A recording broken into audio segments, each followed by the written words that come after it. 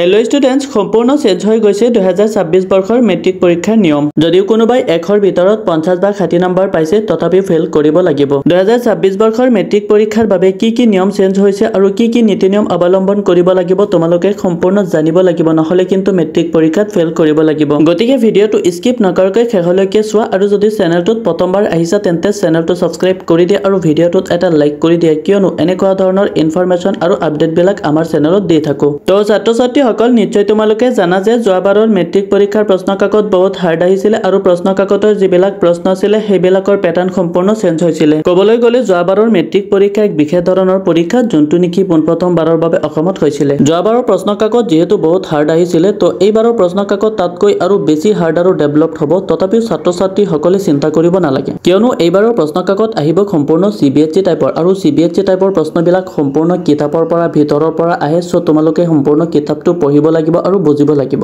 তো ছাত্ৰ-ছাত্ৰীসকল নিশ্চয় তোমালোকে জানা যে যোৱাবাৰৰ মেট্ৰিক পৰীক্ষাত 45টা MCQ আৰু 45 নম্বৰ আহিছিলে থিয়ৰিৰ কাৰণে, দুয়োটাতে এক্সট্ৰাকে পাছ কৰিব লাগিব। তো ছাত্ৰ-ছাত্ৰীসকল MCQ 45ৰ ভিতৰত 14 আৰু থিয়ৰি 45ৰ ভিতৰত 13 পালেই পাছ। তোমালোকক যিহেতু কৈছিলো যে 100ৰ ভিতৰত 50 বা 60 নম্বৰ পাই পেলাই ফেইল কৰিব লাগিব, ইয়াৰ কাৰণটো কি তোমালোকক অকমান ভালকে বুজাই আছো। ধৰি লোৱা যে কোনোবাই MCQ 45ৰ ভিতৰত 10 নম্বৰ পাইছে আৰু থিয়ৰি 45ৰ ভিতৰত 45 পাইছে, টোটেল 55 নম্বৰ পাইছে। সেইজন ছাত্ৰই মেট্ৰিক পৰীক্ষাত ফেইল কৰিব লাগিব, কাৰণ তেওঁ MCQত ফেইল কৰিছে। আনহাতে ধৰি লোৱা যে কোনোবাই MCQ 45ৰ ভিতৰত 14 পাইছে আৰু থিয়ৰি 45ৰ ভিতৰত 13 পাইছে, টোটেল তেওঁ পাইছে 28 অৰ্থাৎ 28 নম্বৰ পাইছে। তেনে ক্ষেত্ৰত সেইজন ছাত্ৰ বা ছাত্ৰীয়ে পাছ কৰিব, কম নম্বৰ হ'লেও MCQ আৰু থিয়ৰি দুয়োটাতে এক্সট্ৰাকে পাছ কৰিছে। তো ছাত্ৰ-ছাত্ৰীসকল এইটো নিয়মতেই হ'ব বৰ্তমানৰ অৰ্থাৎ 2026 বৰ্ষৰ মেট্ৰিক পৰীক্ষা। আৰু এইবাৰৰ মেট্ৰিক পৰীক্ষাত তোমালোকে নিশ্চয় গম পাইছা যে CBSE টাইপৰ প্ৰশ্নবিলাক আহিব। CBSE টাইপৰ প্ৰশ্নবিলাক হ'ল যে সম্পূৰ্ণ কিতাপৰ ভিতৰৰ পৰা আহিব, ডিৰেক্টলি প্ৰশ্নবিলাক দিয়া নহয়। চ' তোমালোকে কিতাপ সম্পূৰ্ণ পঢ়িব লাগিব।